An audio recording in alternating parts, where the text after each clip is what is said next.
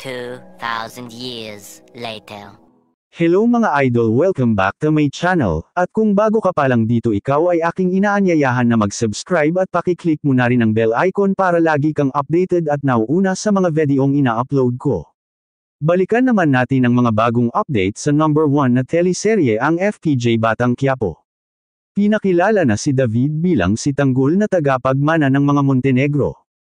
At dahil naman sa kagaguhan ni Edwin ay nasundan sila ng mga polis.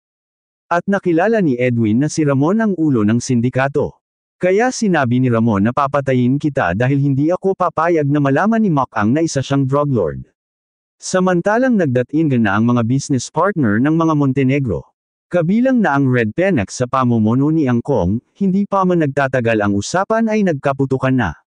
Sa labas at napasok na pala sila ng mga pulis, samantalang nakaabang lang sila tanggol para humanap ng pagkakataon para patayin ang Red Penex. Dahil sa paglusob ng mga pulis sa bodega nila Ramon, ay agad na umalis ang Red Penex, palabas ng building at on naman ang pagkakataon nila tanggol para isakatuparan ang plano nilang pagpatay sa Red Penex.